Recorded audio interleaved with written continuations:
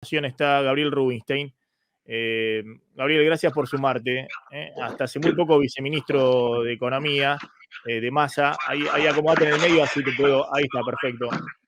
Para que saco este graph. Efectivamente ahí te puedo ver perfecto. Bueno, Gabriel, gracias por sumarte. Hace mucho tiempo que no hablamos. No hablamos prácticamente. Cuando fuiste ministro de Economía el último año de Massa, pero bueno, me parece que es interesante hablar ahora un poco que no tenés las restricciones políticas. Te pido ahí que a ver si podés bajar un poco el retorno, viste, hay un micrófono abierto en la compu. Ahí está. Hola. Ahí te escucho perfecto. Hola, ¿me escuchás bien? Sí, perfecto. Bueno, ¿cómo estás viendo el paquete que se anunció ayer? Y después te quiero preguntar algunas cosas respecto a cómo quedó el punto de partida, ¿no? La situación obviamente muy compleja que tiene el actual gobierno. A ver, me gustaría empezar en el horizonte, hacia futuro. Sí. Para que la economía argentina funcione necesitamos equilibrio fiscal por las restricciones que tiene la economía argentina y necesitamos un dólar único. Desde ese punto de vista, hacer un ajuste fiscal importante como está haciendo el gobierno luce necesario en ese camino. Se puede discutir la magnitud, la forma, los tiempos, si cumple o no las expectativas o las promesas de campaña, etcétera, pero el ajuste fiscal yo lo juzgaría como inevitable. Y al mismo tiempo, la devaluación, en la medida en que se pueda mantener esa brecha del 40% o menos, también es necesaria porque el reducir la brecha es una etapa, digamos, en el camino de la unificación cambiaria. Entonces, y no era razonable esperar que el dólar financiero bajara mucho de los valores que tenía, con lo cual sí o sí un ingrediente devaluatorio significativo tenías que tener. Entonces, de ese punto de vista, creo que el programa macro va en el sentido correcto. ¿Cómo ves, en todo caso, lo que hay para adelante? Yo ayer tuve la oportunidad de pimponear un poco y creo que vos también estuviste con el grupo de economistas ahí en el Ministerio de Economía con el actual equipo económico, ¿o me equivoco? Estuvimos en algunas charlas bastante, diría, introductorias y más que nada dándole datos indispensables que estaban buscando. Fue un poco muy a último momento, fue un poco desordenada toda la transición, creo que fue un poco desordenado y desprolijo los anuncios. La presentación de Luis Caputo me pareció un poco pobre en ese sentido, después se fue clarificando, o sea, las cosas se van clarificando sobre la marcha y van apareciendo nuevos datos, pero eso en última instancia es un poco anecdótico, ¿no? Ahora, vos ves entonces que el anuncio que hicieron, que fue, básicamente ellos dicen, un ancla real que lo ponen en el ajuste fiscal para reducir 5 puntos el déficit, ir a déficit cero total, incluido pago de intereses de deuda, este año. 3 puntos de reducción de gasto, 2,2 de aumento de impuestos. Eso dicen es el ancla real para que no haya emisión. Y después le ponen un ancla nominal, que es después de esta suba muy fuerte del dólar, de más del 100%, 118%, ir a un crawling peg de apenas 2% mensual. ¿Vos ves que eso es correcto en términos de un plan de estabilización? A ver, hay algunas contradicciones, por lo menos a nivel conceptual, porque ayer Caputo dijo que cualquiera puede importar lo que quiera y no va a haber más restricciones, más racionamiento, más ira, más nada. Ahora, ¿qué pasaría si en algún momento la demanda por importaciones fuera mayor a la oferta de exportaciones en un contexto donde el Banco Central no tiene dólares? Ahí no podés tener el tipo de cambio fijo, tendría que flotar en ese caso. No podés decir, va solo. Déjame aclarar ese punto. Déjame aclarar ese punto, porque yo lo hablé con Caputo. Eh, eh, lo que dijo claramente fuera del anuncio que fue grabado y muy escueto es que se eliminan la CIRA, pero va a seguir habiendo programación de autorización de importaciones a través Es de lo otro mismo, mecanismo. en Sí, ese caso es lo mismo. Le cambia sí, el no se, nombre. le cambia el Cuando nombre. es, Sí, digamos, si hay racionamiento, hay racionamiento. Le pones el nombre que le quieras, podrá ser más o menos transparente, pero hay racionamiento. Entonces no es cuestión de cambiarle el nombre. Él dio a entender que se acababa todo tipo de controles, lo cual de pronto no es así entonces, de acuerdo a la información, y sería más coherente con un dólar fijo, porque si tenés un dólar fijo, tenés que tener reservas para satisfacer todo lo que te demanden. Si no, no puedes tener un dólar fijo. No importa que haya un crawl del 2%. Quiero decir que, bueno, si se salda de la manera que vos decís, quiere decir que sigue el esquema CIRA, aunque sea con otro nombre, ¿sí? sí, no se llama CIRA, va a ser más transparente, pero de hecho te voy dando la información para así me echamos. Esto lo oficializó también el Banco Central hace un rato, el nuevo régimen importador. Se eliminan las CIRAs, pero va a haber un plazo de acceso a divisas para pagar. De inmediato, energía, 30 días para salud, medicamentos, alimentos y fertilizantes, 180 días para automotrices. Y bueno, y después hay 30, 60, 90, 120 el plazo para distintos sectores, ¿no? Para pago de importaciones. Bueno, entonces no se importa cómo uno quiere, lo que No, no, quiere, no, no. cuando quiere. No. Entonces, eso que dijo Caputo estaría mal. Entonces, Sí, es hay decir, ese tipo es de. algo que dijo en el anuncio que no es, que después lo aclaró Y en bueno, privado. son por eso, son Sí. improvisaciones o son los problemas que están teniendo todo este tiempo. Pero no quiero, llamémosle así, enfatizar en eso, sino en el hecho que, bueno, en la medida que haya estas restricciones y vos tenés que importar algunas cosas a 180 días, lógicamente también vas a tener una tendencia a colocar los precios internos en el dólar blue, que es lo que vino pasando todo este tiempo. La dificultad que teníamos, era que no se podía evitar una alta traslado a precios porque había restricciones muy severas. Entonces, si vos mantenés restricciones más o menos severas, bueno, vas a tener un pass-through también más elevado. Entonces yo diría, de todas maneras, y creo que la clave para mí de que esto funcione bien, más allá de los que vos decís, bueno, es un golpe a la clase media, sí, es un golpe a la clase media, que se ve perjudicado por varias razones, aumentos de tarifas en muchos casos, la anulación del impuesto a las ganancias, la reversión de eso, que te acordás, Milei lo había defendido y lo había votado, y ahora por el anuncio se está revirtiendo, y eso impacta claramente en los asalariados de clase media, más allá de todos los aumentos de precios, etcétera, o los rezagos en los aumentos salariales que pudiera haber. Más allá de todo eso que podemos discutir, para que la macro funcione, que este paquete funcione, necesita estabilizar el tipo de contado con liqui MEP, que está alrededor de 1100, 1051, 1080 el otro, 1110 el otro, pero alrededor de 1100, que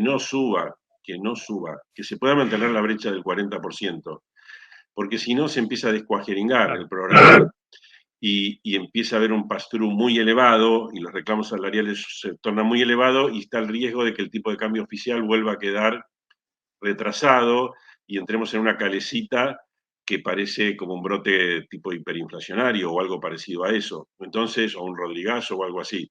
Entonces, para que eso no suceda, es muy importante mantener el dólar contado con liquidación sin que suba. Que el verdadero ancla, además del ancla fiscal, el verdadero ancla sea el dólar libre.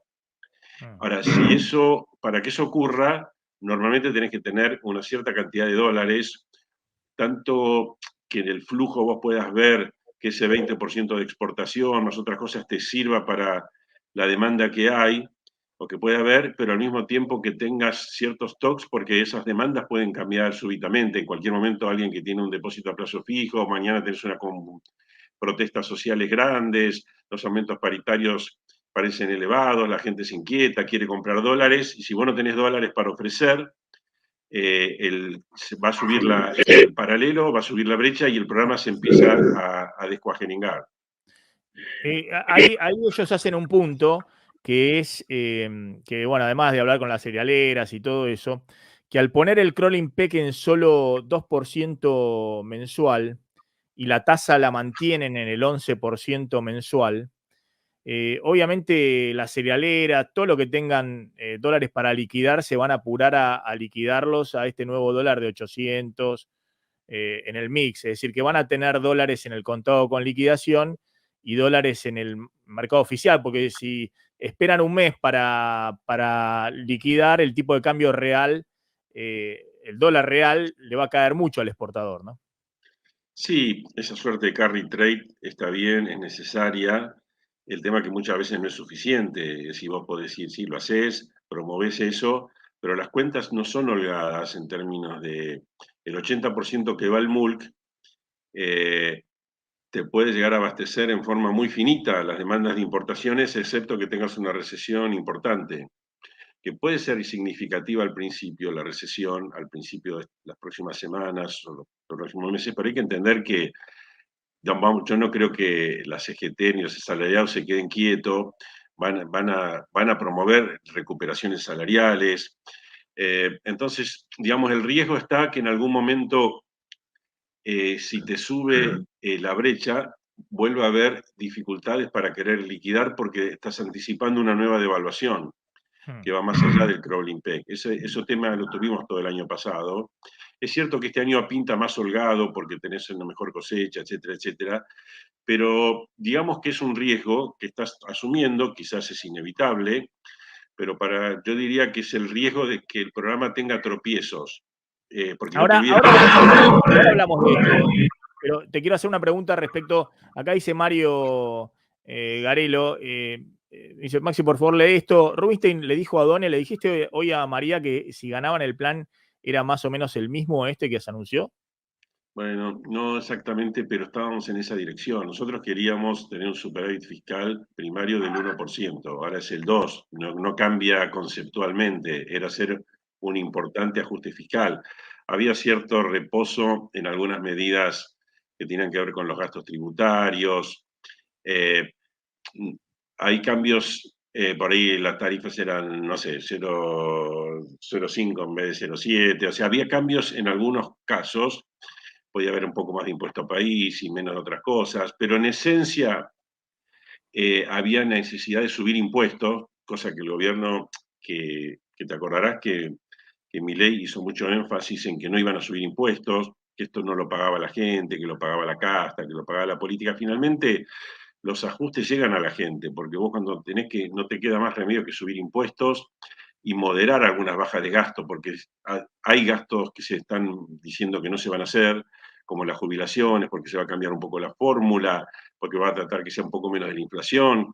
Pero bueno, ahí también tenés, eso lo paga la gente, ¿verdad? Entonces, pero yo diría que la idea central que teníamos de que había que hacer un ajuste fiscal fuerte, la teníamos. Y Sergio Massa lo dijo públicamente, que era el objetivo de llegar de tener este año un superávit primario del 1% del PIB.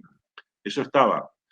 Y también de bajar. Y en la dinámica, Gabriel, perdón, en la dinámica también, buenas tardes, en la dinámica también estaba esto de las jubilaciones, suspender la... No, no había un ajuste sobre las jubilaciones. Y los ajustes pasaban por otros gastos tributarios, o en todo caso puede ver parte de los temas de jubilaciones de privilegio, pero no de bajar, no de cambiar la fórmula. Está bien, pero el tema de recorte de subsidios energéticos y transporte, sí, Gabriel, porque si no siempre Sí. están en la No, eso misma sí discusión estaba. de que toma medidas y no quieren, que no hay Eso costo estaba. político. Y me Eso parece que estaba. se terminó la etapa donde de Kirchner que no pagaba costo político. Ahora después vamos a discutir, yo tengo otras cuestiones con el plan respecto a qué sustentabilidad tiene para hacer un plan de estabilización, Pero bueno, vos lo que decís Sí. es que aún si hubiese ganado Sergio Massa, hubiese hecho también un ajuste que venía por un lado de impuestos y por otro lado, obviamente, subsidios energéticos al transporte, bueno, áreas de gobierno para usar la licuación, que de hecho la usaron el año pasado bastante con las jubilaciones, se licuó bastante todo. De hecho, el gasto previsional con ustedes terminó en 7 puntos del PBI y con Macri el gasto previsional llegó en 2019 a 8,7 puntos del PBI. En el medio tuviste los últimos 2 años la licuación grande del gasto previsional. Sí, digamos, no es que es un gasto que vos planificás, de pronto sucede porque la inflación sube más y te quedas rezagado. La idea no es que suba más la inflación, sino ir bajándola fuertemente, ¿verdad? Ahora, Sí. pero sí, bueno, uno puede poner que hay temas de exenciones tributarias, de los aportes del tema de las jubilaciones de los jueces, de una cantidad de exenciones de, digamos, impuestos a las ganancias en términos de ajuste por inflación que estaban en los gastos tributarios, que se buscaba que eso no se haga. En fin, o bienes personales, había un ajuste con tema de bienes rurales, que también era complicado, pero también se quería operar sobre eso. Pero quiero decir, la parte positiva es que los distintos candidatos tenían más conciencia de que había que hacer un ajuste fiscal y eso era algo compartido y era algo bueno. Que el año pasado hubo que interrumpir porque veníamos en un proceso de ajuste fiscal y el año pasado se interrumpió, pero básicamente se perdió un punto de la sequía. Dentro del paquete fiscal que ellos mismos mencionan ayer está 0,7 puntos por mejora de las situaciones climáticas, que es algo que es inesperado. Entonces yo te diría, el año pasado se interrumpieron ajustes que venían a fines del 2022, cuando la inflación estaba en 4,9%, hubo shocks de ofertas por la sequía, aumentó mucho la carne, aumentaron mucho frutas, aumentó mucho verdura. Yo hubiera querido que de 2022 se hiciera un plan de estabilización para que, en este caso, si hubiera shocks, nos hubiera perjudicado, pero no tanto porque nos agarró con un gradualismo muy a comienzos. No se aprovechó en el momento que había 8.000 millones de dólares por el dólar soja 1, etcétera, para hacer ahí un mejor ajuste fiscal y una devaluación que hubiera ayudado, creo yo. No se pudo hacer y el año pasado hubo que convivir con un deterioro producto de las 21.000 millones de dólares que se perdió de la sequía y una serie de factores adicionales, más las elecciones, las expectativas dolarizadoras, etcétera, etcétera. Entonces, bueno, hay cosas que no se pudieron hacer que este año, si hubiera ganado Sergio, sí se hubieran hecho, en el sentido de promover, quizás con matices y cuidando más algunos, cuidando un poco más a la clase media y buscando más pago por parte de las empresas, etcétera, pero la parte que uno dice general de ir a un ajuste fiscal, yo creo que era inevitable y uno puede ver la calidad de ese ajuste, quién paga más los costos y entrar en esa dinámica. Pero no se puede pensar que era evitable hacer un ajuste fiscal. Bueno, ¿considerás que esto puede tener éxito y cuál sería el éxito de este programa? Para mí que tenga éxito macroeconómico es fundamental que la brecha se quede en el 40% y no suba. Eso sería garantía de que el pass-through no sea muy elevado, que igual tenemos inflaciones muy altas en diciembre, enero, febrero, va a ser muy alto, y que en pocos meses la inflación realmente baje mucho. El éxito va a ser que la inflación baje mucho en los próximos meses, no 1 año, 2 años, toda esa teoría de que se necesitan 2 años por el paso del monetario, que tarda 2 años, eso es aplicable a Suiza, no es a Argentina. Si el plan es exitoso, en 6 meses la inflación tiene que bajar muy fuertemente. Y esa va a ser la media. Y para que baje muy fuertemente la inflación, sine qua non tenés que tener que no suba el dólar paralelo. Y eso todavía podemos tener algún grado de optimismo, pero tenemos también muchas dudas. O sea, es algo ¿Pero que de qué depende? Perdón, Gabriel, ¿de qué depende de que no Hay cosas que suba son flujos. la Vos decís, bueno, el flujo de exportaciones del 20% del contado con liqui va para ahí. Pero también en esos flujos tenés toda la demanda de contado con liqui, hasta mismo el que quiera pagar su tarjeta en vez del dólar oficial con sus propios dólares, el turismo, o toda la demanda que puede haber de contado con liqui, más la demanda de cuando hay cambios de portafolio. Si vos mañana suponete que tenés una huelga por demandas salariales del 70% y el gobierno no la maneja bien y tenés problemas sociales derivados de todo el ajuste, y vos digas, esto viene muy complicado, quiero dólares, entonces vos vas a cambiar ciertos depósitos por dólares. Y si el Banco Central no te da nada, y el dólar en vez de 1.100 va a ir a 1.200, 1.300, 1.400, 1.500, se te arma de vuelta la brecha muy alta. Vos sabés que hay en el equipo económico, pero lo vamos a hablar un poquito después, porque quiero hacerte una última pregunta y sé que estás apurado. Yo creo que este es un plan muy contractivo. vos estás de acuerdo con este ajuste y demás, yo creo que es un plan muy contractivo y que tiene el riesgo de no incorporar nada de heterodoxia. No digo nada de heterodoxia de las cosas que hacían ustedes, que nadie entendía nada, pues la verdad que nadie entendía nada de las cosas que hacía usted. La verdad que decían una cosa, hacían otra, ponían un parche por acá, otro por... Digo, el tema de coordinar mínimamente la desindexación después del sinceramiento, los planes, Plan Austral, Israel, digamos, planes exitosos que bajaron muy rápido la inflación después de un sinceramiento fuerte. Porque convengamos que también ustedes dejaron precios atrasados, violentamente atrasados. El dólar, la verdad que el dólar oficial llegó con un atraso, pero monumental. Las tarifas públicas se volvieron a atrasar en toda la campaña electoral, los combustibles quedaron de nuevo violentamente atrasados. Eso reconocés que es así, Gabriel. Digamos que han dejado ahí una brecha de 160%, todos los precios atrasados y sobre todo el dólar oficial, deuda por importaciones de 25.000 millones de dólares, sin dólar en el Banco Central, la verdad una situación muy compleja de manejar. Eso reconocés que es así, que el punto de partida es muy complejo. El punto de partida es complejo, yo te diría, mucho porque se disparó el blue, cuando fue la devaluación, el dólar paralelo tenía que haberse quedado en 600, cuando fue la devaluación del 14 de agosto, y era lo que se había hablado mucho con el Fondo Monetario Internacional, la necesidad de mantener anclado y para bajar la brecha.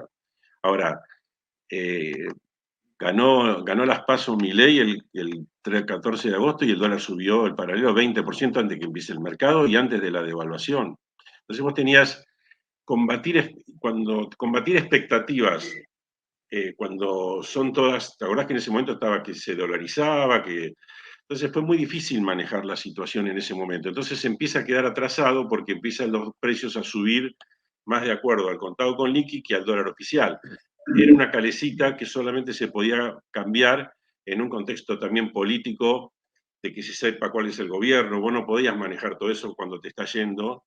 Pero más allá de discutir qué se pudo haber hecho, Para mí dieron todas las señales equivocadas y de hecho en la campaña vos me decís que estaban prometiendo tener superávit fiscal primario de 1 punto en 2024, pero mandaron al Congreso una ley para eliminar ganancias y el reintegro del IVA, digamos, para sacar algunos puntos más en elección. Entonces, ¿quién te va a creer? ¿Qué credibilidad vas a generar si estás, por un lado, desfinanciando al fisco, generando un quilombo el desfinanciamiento con las provincias? Y sí, prometés que si sos gobierno vas a ir a un superávit primario, qué sé yo. No sé, yo creo que se terminaron de agravar los desequilibrios a partir de la desesperación del oficialismo por tratar de sacar unos puntitos más en la campaña. Bueno, no sé si eso lo podés decir vos, pero vos sos economista y entendés del tema. Está bien, yo, por ejemplo, con el impuesto a las ganancias, y siempre lo dije, me parecía que no era buena la idea, más allá de la oportunidad de hacerlo.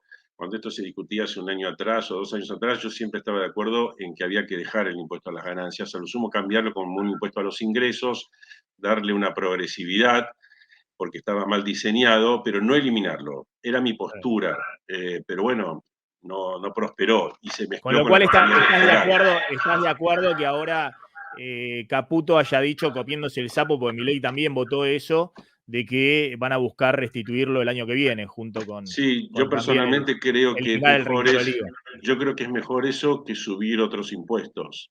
Está bien. Entonces, creo que en ese sentido está bien. Ahora, por eso, bueno, vos me decías, esto en cuanto al tema de la necesidad del ajuste, pero habías hecho otra pregunta, ¿no? Que tenía que ver con... al punto que iba es... bueno, si este plan, que vos decís, bueno, si hubiese hecho más o menos lo mismo del ajuste fiscal y demás, bueno, si el riesgo que tiene es, si no, es acelerar fuerte la inflación, ¿no? Que sea muy contractivo, sí, que sea un plan la parte heterodoxa del plan. Bueno, acá el gobierno no dio ninguna señal y por eso uno puede pensar, los precios son libres, las paritarias son libres, y los sindicatos obviamente van a tratar de restituir el poder de compra, tienen todo su derecho, y un buen plan en Argentina, después de los ajustes vividos desde 2018, no debería requerir una caída del salario real.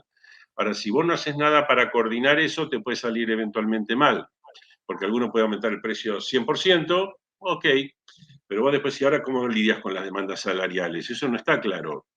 Entonces, no hay una componente, vos llamaste una componente heterodoxa, sea de acuerdos de precios o salarios, que eso está hoy muy mal visto, o sea de alguna medida estilo plan real o estilo, digamos, como se hizo en Israel, etcétera. O sea, bueno, no hay nada de eso. Es cierto, no hay un plan de estabilización totalmente conformado. Uno debería esperar que el ancla fiscal y el ancla cambiaria funcionen bien. Pero eso lo tenés que demostrar día a día. Uno, que realmente el ajuste fiscal es el que vas a hacer y no va a tener tropiezos. Y otro, que no va a subir el dólar contado con liqui y que se transforme en un ancla. Llamémosle así, que 1100 se transforme en un ancla. Porque si eso no se transforma en ancla, y bueno, todo se va a ir desmoronando. Yo creo que ahí es donde las cosas van a salir mal.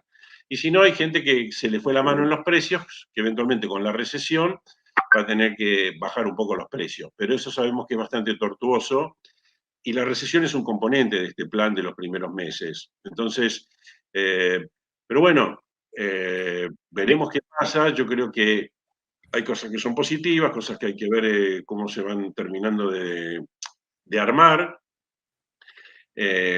Entonces, pero yo diría que era inevitable hacer un ajuste fiscal, era inevitable hacer una devaluación, después hay un montón de otras cosas que hay que meter en la licuadora para que salga bien las cosas, ¿no? Está claro, tengo la última, hay muchas críticas en el chat, porque bueno, te asocian a la herencia, a lo que has dejado. A mí me parece que es interesante hablar con Gabriel Rubinstein, porque también me encantaría hablar con Leonardo Madcour, que fue el jefe de gabinete de Massa, era el que estaba en el día a día de todo el Ministerio de Economía y también del manejo del Banco Central, y hoy va a ser más difícil que pueda hablar con él porque es funcionario de Javier Milei. Javier Milei lo ha puesto en un puesto clave, lo ha puesto en el enlace con el Fondo Monetario, como director de la Argentina ante el Fondo Monetario, un puesto pero fundamental en este momento, clave. Y Javier Milei no solamente lo respeta mucho a Leonardo Madcour, que era el que manejaba hasta el 10 de diciembre prácticamente el día a día de todo el Ministerio de Economía, sino que lo ha puesto, diría, en el lugar en este momento más importante en todo el manejo con el Fondo Monetario. ¿Qué quiero decir con esto? Que más allá de cuestiones ideológicas, me parece que es interesante hablar con todos los actores. De hecho, Leonardo Madcour ha sido históricamente parte de los equipos de Gabriel Rubinstein y de Roberto Labaña. Y así puedo citar a otros funcionarios que se han quedado también en la gestión de Javier Milei por pedido de Javier Milei. Por pedido de Javier Milei, expreso, tratando de convencerlos de que se queden en la función. Por eso me parece interesante hablar con Rubinstein. Ustedes saben, yo he sido muy crítico de cómo se llegó a esta situación. Y esa es la última pregunta que te quería hacer. Siendo que vos habías presentado inicialmente un plan que era palabras más, palabras menos, un poco un plan así, ¿no? En aquel entonces, como los desequilibrios eran menores, había 50%, 60% de inflación. En agosto del 2022 vos habías dicho hay que devaluar 50%, lo escribiste en un paper, hay que sincerar tarifas, combustibles, y a partir de ahí iniciar un plan de estabilización, incluso tomabas algunas cosas más heterodoxas, fijar el tipo de cambio, bueno, generar desindexación de contrato, un plan muy agresivo. Y te dijeron que no en el arranque, te dijeron no se puede evaluar, no se puede hacer el sinceramiento todo de uno y demás. ¿Por qué no te fuiste? A ver, yo te diría, en agosto yo encontré un eco a avanzar en esa dirección, aunque no en forma inmediata y no en forma tan contundente. Es decir, yo tuve la opción de decir, bueno, entonces si no se va a hacer lo que yo quiero, me voy, o quedarme adentro para empujar eso desde adentro sabiendo que había una idea general positiva. Se discutió varias veces si convenía devaluar y qué época, si el Mundial de Fútbol, si después, si esto y que el otro. Había internas en la coalición oficialista que no quería que se devalúe, etc. Es decir, el tema no era tan fácil. Se avanzó en la parte fiscal. De hecho, el ajuste fiscal bien medido era más agresivo de lo que parece porque había 0,3 puntos más por el tema de los intereses computados, etcétera, cómo se computaba intereses. Pero había una idea, la idea era ir digamos, del 1 al 1,9, como te acordarás, y de ir, si se podía, ir bajando más todavía. Entonces, yo vi algo que iba en esa dirección correcta y mal o bien decidí acompañar esa discusión desde adentro, pensando que había un escenario posible de ir avanzando. Después vinieron un montón de otras cosas y un tema no menor, que a veces se deja de lado como si fuera una anécdota, fue la sequía, porque te aseguro que eso estropeó muchos planes, muchos planes. Ahora, después también uno podría haber dicho, bueno, vos decís, por ejemplo, cuando la devaluación salió mal, vos decís, bueno, entonces podría haber renunciado también ahí, porque después, pero hubo 14 días entre la devaluación, que es del 14 de agosto, del 13 de agosto, y el inicio de las medidas impositivas que se llamaron Plan Platita. Hubo 14 días que no se tomaron medidas fiscales expansivas, pero la situación se había desmadrado igual.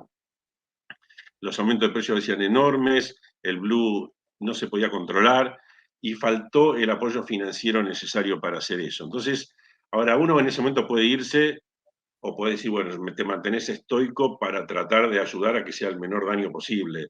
Yo tomé esa decisión, se puede criticar o no, pero yo tomé esa decisión de no irme en el momento que las cosas se pusieron fuleras.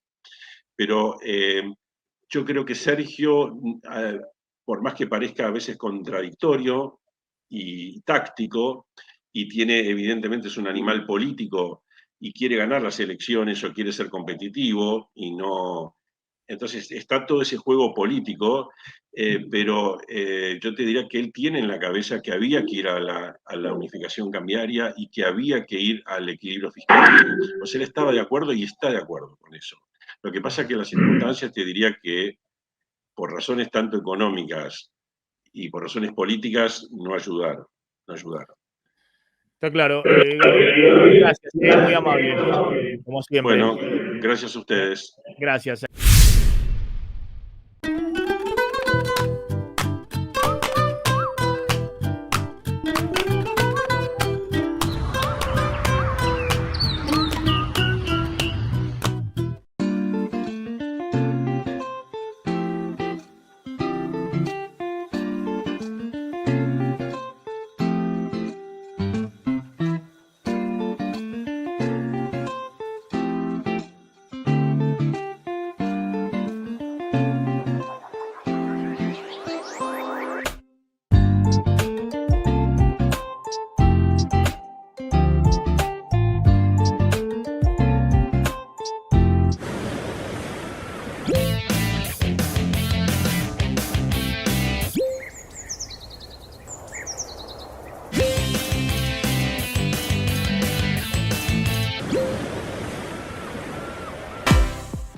Zen Spa de Howard Johnson Mayorazgo.